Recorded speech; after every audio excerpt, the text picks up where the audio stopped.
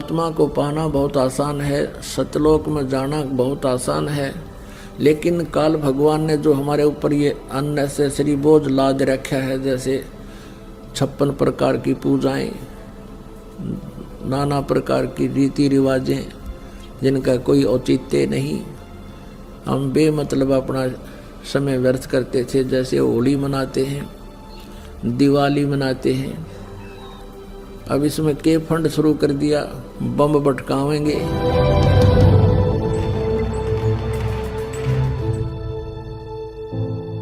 कितना प्रदूषण हो जाता है, किसी की आंख में डाला गया, आंख फूट गई, किसी के कपड़े जल गए, किसी के खेतों में पूड़ियाँ जल गई, किसी का घर में आग लग गई, और प्रदूषण निरा, और सारी रात बड़ा है बड़ कोई मरीज है, बीमार है, उसने वो परेशानी रहे। ये कोई खुशी का तरीका है? और फिर उद्देश्य क्या?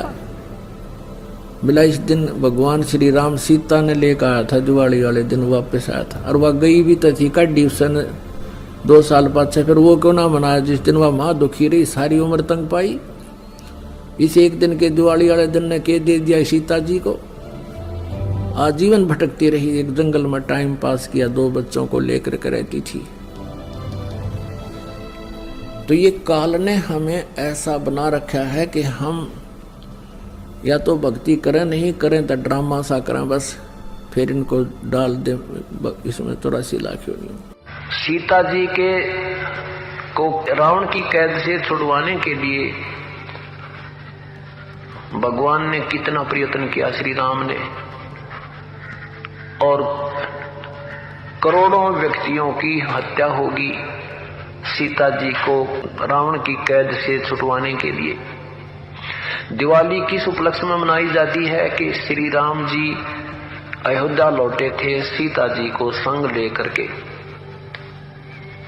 इसलिए उस खुशी में दिवाली दीपावली मनाने लगे, घर घर में दीप जगाने लगे। और कुछ ही दिनों के बाद सीता जी को स्वयं ही निकाल दिया घर से, उसका दुख कभी नहीं मनाया हमने। कहने का भाव ये है कि जो दिवाली मनाने का तरीका हमने अपना लिया ये बिल्कुल गलत है। दीपावली के दिन भगवान की कथा करनी चाहिए, ये बकवाद नहीं करनी चाहिए जो हम कर रहे थे। और सीता जी के वियोग का हमें दुख होना चाहिए। सारा जीवन बेचारी ने कहा ऋषियों के आश्रमों में भूखे प्यासे बिताया, पति कहाँ, पत्नी कहाँ, बच्चे कहाँ। तो ये कोई मर्यादा भी हम नहीं मानते, और इन भगवानों के हम आचरण भी नहीं कर सकते, इनकी लीलाओं के भी आचरण हम नहीं कर सकते। कहने का भाव ये है कि ये जो परमात्मा था उसकी तो हमें जानकारी हुई नहीं, और जो भगवान नहीं थे उनको हमने प्रभु मान लिया। हम रोज दिवाली मनाते हैं, भगवान के गुण गावा, उनकी चर्चा करें, उनको याद करें, और रोज दिवाली मनावा, सुबह शाम याद करें भगवानों को। हम 364 दिन बांटना देखा वो दिवाली मनाने की, इसकी खुशी मनावें, सीता जी के आने की खुशी, और विछुड़न का गुम कति नहीं। ये कैसे हो सकता है? तो यहाँ तो एक थोड़ी सी दिन तो खुशी तरह ही, वह 10 महीने, 2 महीने, 6 महीने, 1 वर्ष, और दुख रहा वो सारी उम्र बेचारी को। पुण्यात्मा, एक परमात्मा को छोड़कर, पूर्ण ब्रह्म को छोड़कर अन्य किसी भी देवी देवता की या किसी हम प्रभु की, ब्रह्म की साधना करते हैं,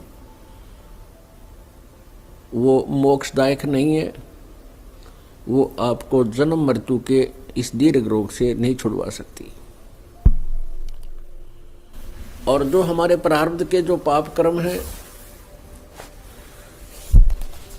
उनको भी पूर्ण परमात्मा ही नाश कर सकता है। नहीं तो आप जी के पास इतिहास है हमारे भगवानों का जिनको हम परमात्मा माना करते थे, जैसे श्री विष्णु जी, उनके अवतार श्री रामचंद्र जी, श्री कृष्ण जी। सत्संग में आपको बताया था कि वो भी अपने प्रारब्ध के कर्मों को समाप्त नहीं कर सके, उनको भोग कर ही समाप्त किया।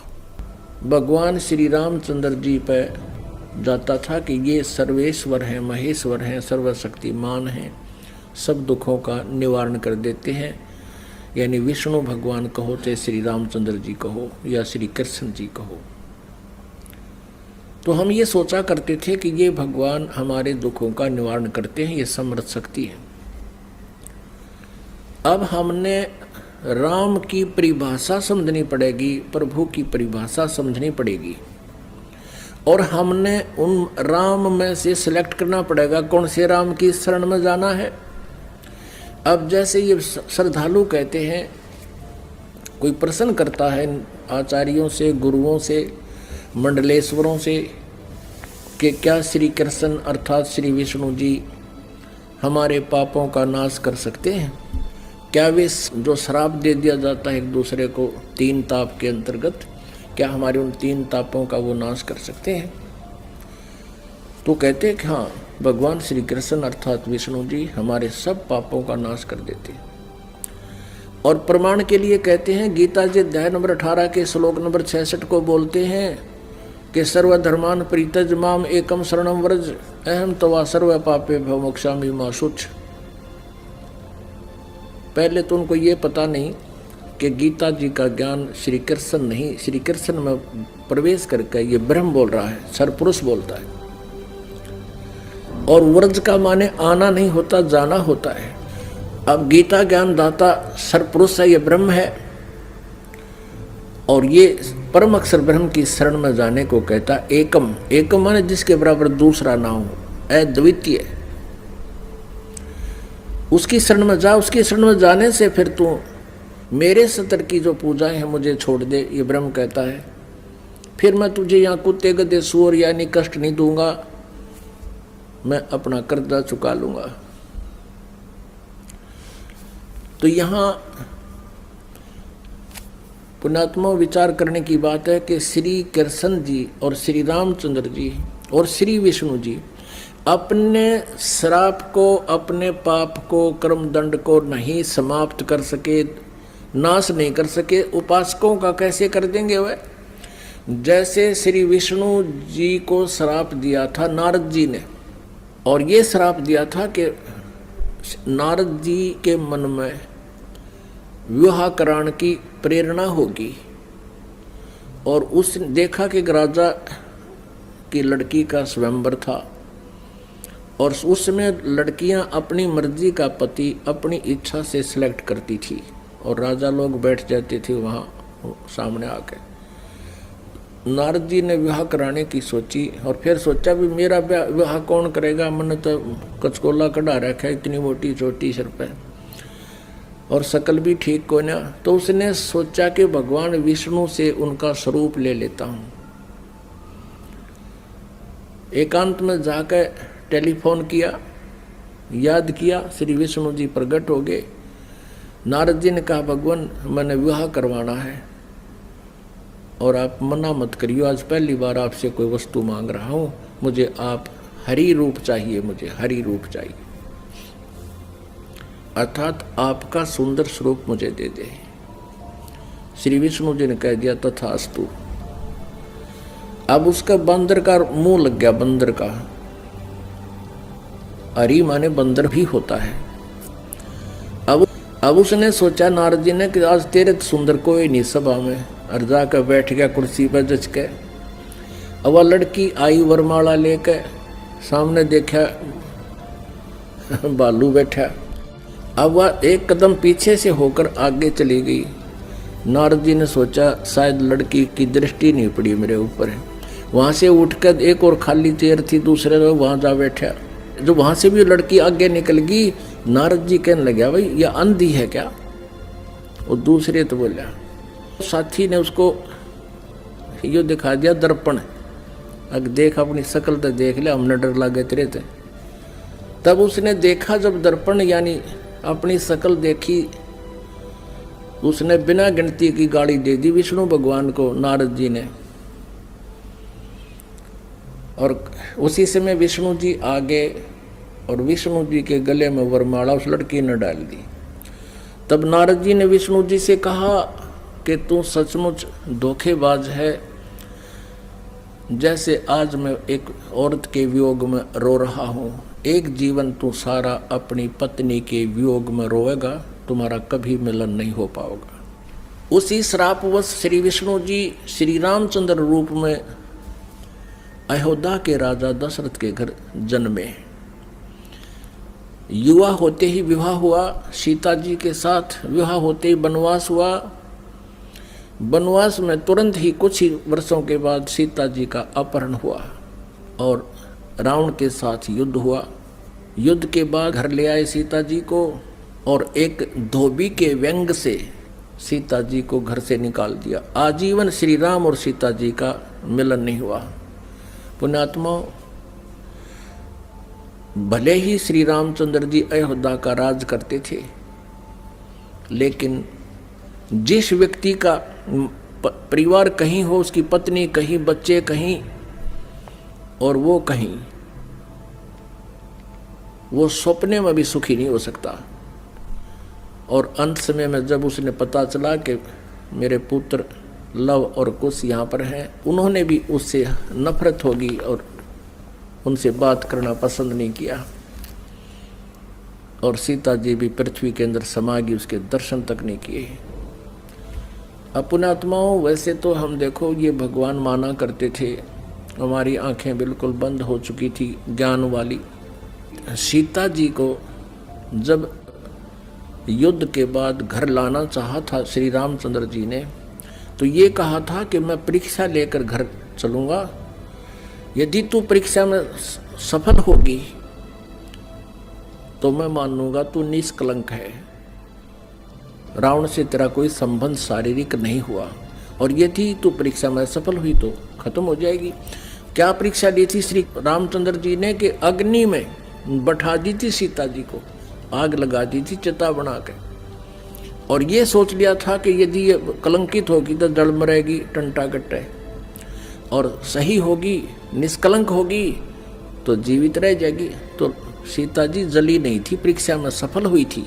उसके बाद फिर आकर के एक धोबी ने कह दिया, अपनी पत्नी ने कुटा था, वह कहता 2 दिन उस तक दुखी होकर अपने चली गई होगी मित्र प्यारी अपनी सहेली के यहाँ, और जब वो वापस आई तो उसने रात ने कुटा था और ये कह रहा था कि मैं ये दशरथ का बेटा रामचंद्र नहीं हूँ जो 12 वर्ष रावण के पास रही और फिर उसको अपने घर पे रखे बैठा है।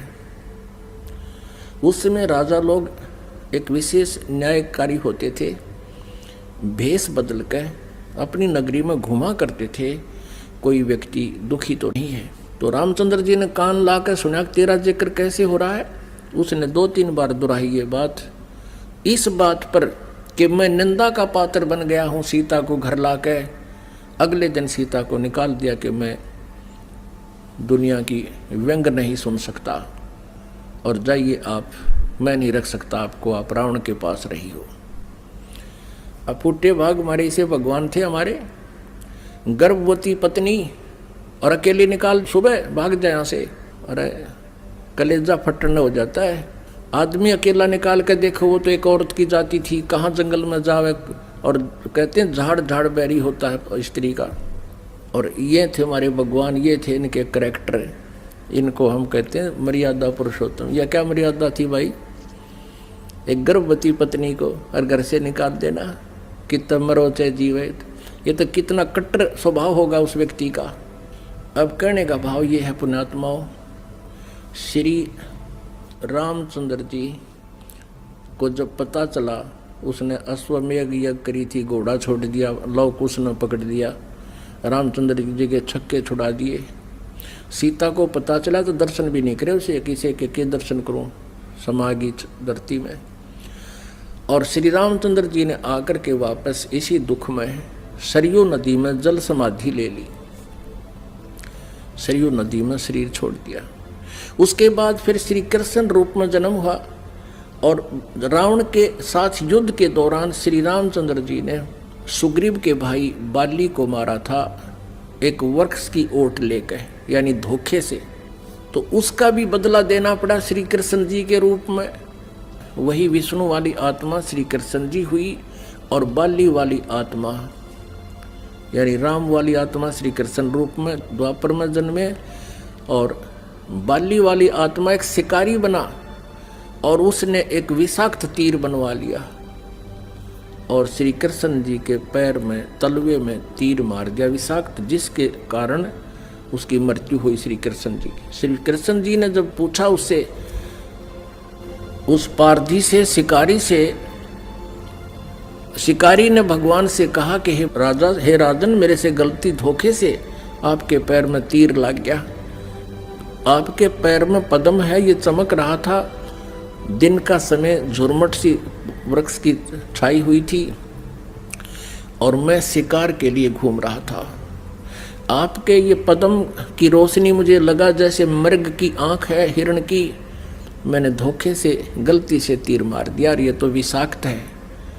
अब आप जी नहीं सकते, मुझसे धोखा हो गया, गलती होगी, माफ करो, क्षमा करो। तब श्री कृष्ण जी ने कहा कि बाली, ये तेरे से धोखा नहीं हुआ, ये ऐसा ही होना था। भाई, मैंने तेरे को धोखे से मारा था त्रेता युग में, और आज मैं वो बदला दे चला हूं। अब दुर्वासा जी ने श्राप दिया था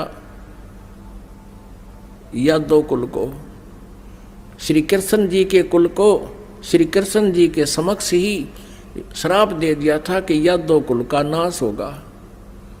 किसने? इस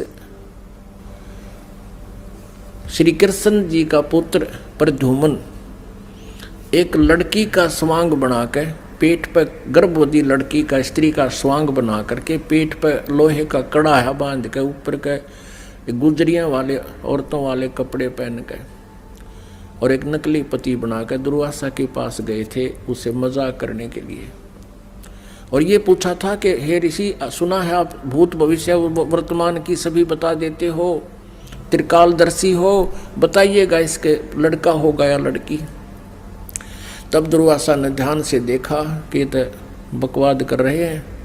कह दिया था कि इससे तुम्हारा यादव कुल का नाश होगा। और दुर्वासा के श्रापवश 56 करोड़ यादव आपस में लड़का मर गए, और श्री कृष्ण जी भी उसी कढ़ाई के तीर से मरा जो उस शिकारी ने बना रखा था लोहे से। अपने आत्मा, जब श्री कृष्ण जी, श्री रामचंद्र जी और श्री विष्णु जी तीनों रूपों में वो स्वयं हैं, वो अपने भी श्राप को यानी कर्म के दंड को नाश नहीं कर सके तो श्रद्धालु के कैसे कर देंगे। एक भक्त ने प्रश्न किया कि क्या श्री कृष्ण यानी विष्णु जी में कोई शक्ति नहीं है? जैसे श्री कृष्ण जी अर्थात विष्णु जी राजा मोरध्वज के घर गए थे, वहाँ उनके पुत्र ताम्रध्वज को आरे से चिरवा कर और उनको जीवित कर दिया था जब वो मृत्यु को प्राप्त हो गए थे।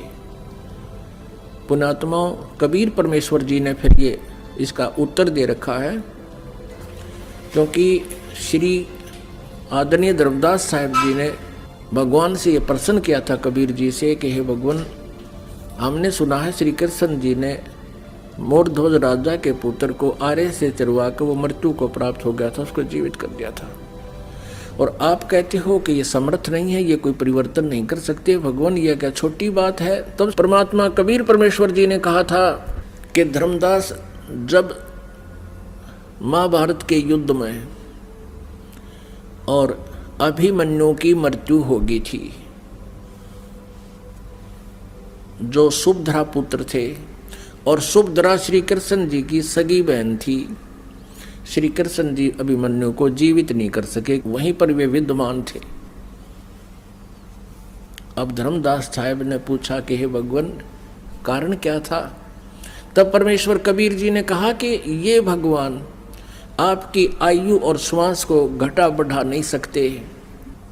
अभिमन्यु की आयु इतनी थी, उसके प्रारंभ में ये परिवर्तन नहीं कर सकते। सुभद्रा रोए थी, भगवान श्री कृष्ण रोए थे अपनी बहन के दुख में, पांचों पांडव रोए थे और उनका कुल नाश हुआ था। तो वहां थी समर्थता दिखाने का समय, वहां था, उसको जीवित कर देते। और वहां क्यों जीवित कर दिया ताम्रध्वज को? क्योंकि उसकी आयु शेष थी, उसके श्वास शेष थे। इतनी क्षमता इनमें है कि इन टूटे फूटे शरीर को ये ठीक कर सकते हैं, लेकिन श्वास नहीं बढ़ा सकते, कर्म दंड को ये समाप्त नहीं कर सकते।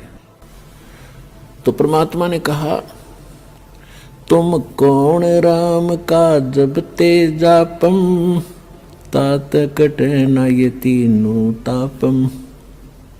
तुम किस राम का भजन करते हो जिस कारण से आपकी साधना से, आपके द्वारा बताए गए इस मंत्रों से आपके अनुयायियों को लाभ नहीं हो रहा। आप उन भगवानों की भक्ति कर रहे हो जो आपकी किस्मत में लिखे हुए उन पापों का वो नाश नहीं कर सकते। और वेद बताते हैं परमात्मा घोर पाप भी नाश कर दे। तो इससे सिद्ध है आपको वो परमात्मा मिला नहीं है जिसकी तरफ वेद संकेत करते हैं। इति सिद्ध। वो परमात्मा कौन है? यजुर्वेद अध्याय नंबर 5 के और श्लोक नंबर 32 में कहा है, उसी कसी माने वो पूर्ण शांतिदायक है। गीता अध्याय नंबर 18 के श्लोक नंबर 62 में गीता ज्ञानदाता कहता है कि अर्जुन तू सर्वभाव से उस परमेश्वर की शरण में जा, उसकी कृपा से तू परम शांति को और सनातन परम धाम को यानी शाश्वत स्थान को, अविनाशी स्थान को, सत्यलोक को प्राप्त होगा, परम शांति को प्राप्त होगा। अब वेद क्या बताते हैं? यजुर्वेद अध्याय नंबर 5 श्लोक नंबर 32 में कहा है, उसी कसी यानी जो पूर्ण शांतिदायक है। कबीर असी, वो कबीर है, वो कबीर परमात्मा है। वेदों में उसको कबीर देव कहते हैं, हम उसको कबीर साहब कहते हैं, और कुरान शरीफ में उसको अल्लाहू अकबर कहा है। वो कबीर असी बमभारी असी, वो कबीर परमात्मा है जो बमभारी माने बंधनों का, अरी माने शत्रु, जो बंधनों का शत्रु है। अंगारी असी जो पाप नाशक है, पापों का शत्रु। अग माने पाप, अरि माने शत्रु, जो पापों का शत्रु है, जो पाप नाशक है। और बमभारी जो कर्म बंधनों, जो हमारे, क्योंकि हम संस्कार से यहाँ फंसे हैं, हमारे संस्कार यहाँ पर हैं, तभी हम उन संस्कारों से जन्म मृत्यु में लगे हुए हैं। कभी किसी से हमारा संयोग है, किसी के हम पुत्र बन गए, किसी की पुत्री बन गए, किसी के पति बने, किसी की पत्नी बने। तो ये संस्कार हमारे जो हैं, इनके कारण हम बंद में हैं, और ये काल की बंद है, कैद है, बंदी ग्रह है। तो फिर परमात्मा खुद बताते हैं कि बंदी छोड़ हमारा नामम, अदर अमर है अस्थिर ठामम। अमर करूं सतलोक पठाऊं, ताते बंदी छोड़ कहाऊं। अमर करूं, तुम्हें यहां सदा के लिए सुखी कर दूंगा, जन्म मृत्यु से रहित कर दूंगा, तुम्हारे सब पापों का नाश करूंगा, सब संस्कार और बंधन यहां से समाप्त कर दूंगा, इसलिए मैं बंदी छोड़ कहलाता हूं। अनंत कोट ब्रह्मांड में बंदी छोड़ कहाँ आए, सो तो एक कबीर हैं जो जननी जने नमाए। आदरणीय गरीबदास साहिब जी गांव छुरानी जिला झज्जर वाले हरियाणा वाले को परमात्मा मिले थे। 10 वर्ष की आयु थी तब उनकी। किसान के घर जन्म था, जाट जाति में खेतों में अपना पशु चरा रहे थे, गव्वें चरा रहे थे। वहां परमात्मा आए सतलोक से, जैसा उनके नियम में है, अच्छी आत्माओं को मिलते हैं, उनको अपने ज्ञान से परिचित कराते हैं, सतलोक ले जाते हैं। तब उनको सचमुच वो एकदम दृश्य सारे सत्य महसूस हुए, और परमात्मा ने उनके अंतःकरण में वो यथार्थ ज्ञान योग उनका खोल के और वो फीड कर दिया था, यथार्थ ज्ञान उनके अंदर भर दिया था। परमात्मा के ज्ञान से, परमात्मा के से प्राप्त दिव्य दृष्टि से गरीबदास साहिब जी ने फिर बताया, अनंत कोटि ब्रह्मांड का एक रति नहीं भारे, सतगुरु पुरुष कबीर हैं ये कुल के सिरजनहार।